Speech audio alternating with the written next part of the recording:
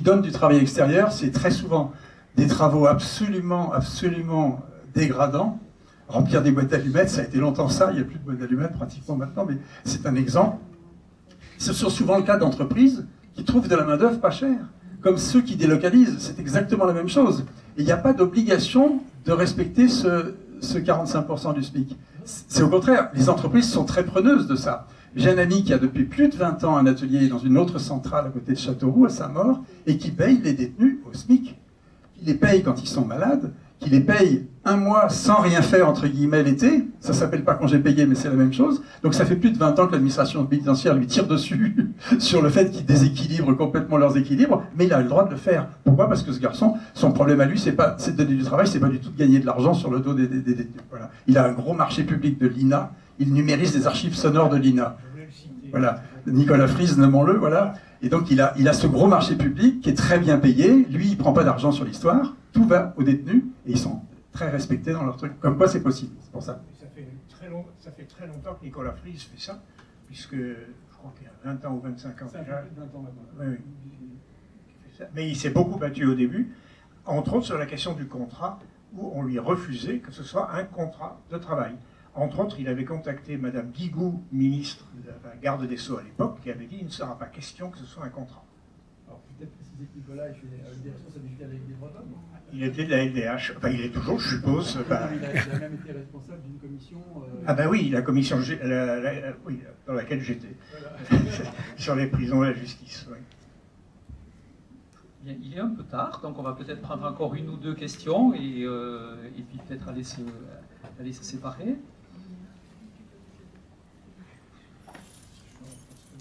Sinon, vous dire que pour devenir visiteur de prison, eh bien, il faut avoir 18 ans, l'âge minimal. Et moins de 70. Alors, la limite d'âge maximale est revue aujourd'hui par l'administration pénitentiaire.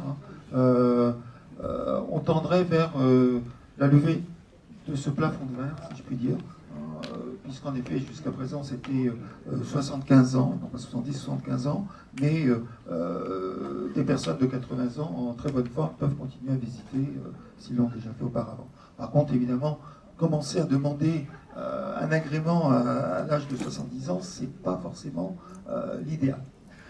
Toutefois, donc, pour devenir visiteur de prison, 18 ans, un casier judiciaire vierge, bien évidemment, puisqu'il y aura une enquête administrative qui sera menée. Vous pouvez déposer vos candidatures sur le site national ANVP. Elles nous sont envoyées au niveau donc, de la section d'Aix. Jean-Louis Rougeron, qui est ici présent, est à charge de recevoir les candidats, de les accompagner tout au long donc, de leur démarche, de monter le dossier qui sera ensuite présenté donc, à Madame Roland, directrice des SPIP, directrice des services d'information et de probation. Et puis ensuite, il faut s'armer de quelques patience, puisque je viens de vous dire qu'une enquête administrative était menée avant de pouvoir obtenir donc, le droit d'accès, la carte, qui est délivrée pour 2 ans, renouvelable bien évidemment. Mais comment ça se passe au niveau de la sécurité quand vous êtes confronté à un prisonnier? Alors quand nous sommes confrontés, déjà on n'est pas confrontés. Les détenus qui viennent à nous sont volontaires, ont demandé à rencontrer un visiteur. D'accord ? Je vous ai dit tout à l'heure qu'on les rencontre dans les parloirs avocats, ou sur X2, au PIPR, mais en tout cas c'est toujours un lieu donc, où des intervenants extérieurs sont là aussi. Nous sommes seuls, en effet, dans un box, porte fermée.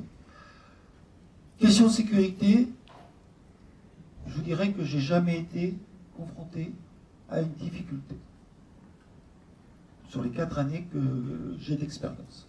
Jamais, parce que ce sont des gens qui souhaitent nous voir et qui sont tellement contents de nous rencontrer que, quelque part, ils nous attendent avec impatience chaque semaine. Et il se crée des liens, alors je ne parle pas d'amitié, bien sûr, il se crée des liens qui font que ces personnes sont heureuses de nous rencontrer. Est-ce que des femmes visiteuses de prison rencontrent des hommes? Oui, tout à fait, car au sein de la section, nous avons une totale parité. Nous sommes 45 visiteurs, visiteuses, et en effet, donc, les dames rencontrent les messieurs. Ce soir, on l'a pas très bien réussi, la parité, mais dans c'est la vrai, LPP, ça c'est vrai. existe. Mais bon, en tout cas, elle existe. Voilà. Non, il n'y a pas de crainte. Il n'y a pas de crainte. Maintenant, il y a des surveillants qui sont présents dans les couloirs, bien évidemment. Nous avons un bouton poussoir dans la salle où nous rencontrons le détenu. Franchement. Sur la parité, il faut savoir qu'il y a moins de 4% de la population féminine en prison en France. Hein. Moins de 4%, c'est à peu près dans tous les pays pareil. Et moi, j'ajouterais par rapport à ce que tu dis, ça fait plus de 40 ans que j'interviens dans les prisons. Je suis notamment intervenu dans des lieux de haute sécurité et je n'ai pas encore eu l'ombre du premier problème.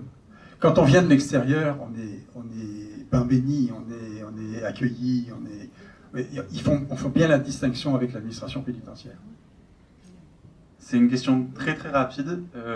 C'est parce que la remarque de la dame juste avant qui m'y a fait penser. Ma mère travaille en prison à Luynes et elle organise des groupes de parole avec justement les détenus. Et je voulais savoir si vous savez si justement aux États-Unis c'était quelque chose qui était mis en place ou c'était plutôt quelque chose de vraiment très français ou enfin qui n'existait pas en tout cas là-bas.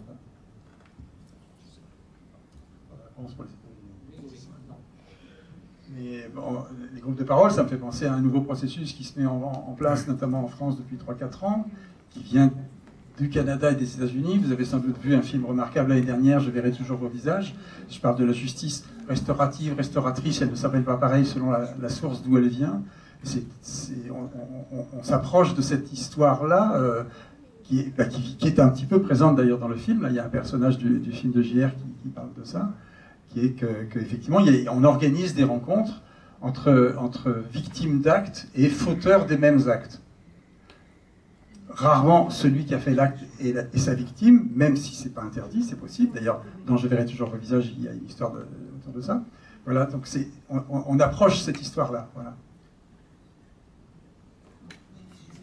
Voilà. Donc pour l'OIP, je voulais vous dire que j'ai laissé à l'entrée des petits flyers si vous voulez découvrir un petit peu ce que c'est le travail de l'Observatoire international des prisons. Et j'ai même amené, puisqu'on édite entre autres le guide des prisonniers, le guide du prisonnier, qui est dans toutes les bibliothèques de prison en France à disposition, qui est un gros manuel j'allais dire de survie, de savoir-faire.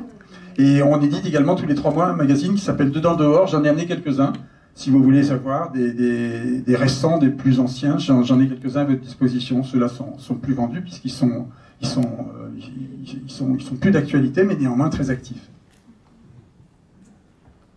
Et puis le collègue ne le dit pas, mais l'Observatoire international des prisons n'a pas énormément de membres, mais a beaucoup de besoins financiers.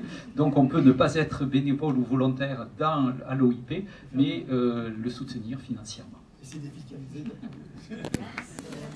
Merci à vous tous pour cette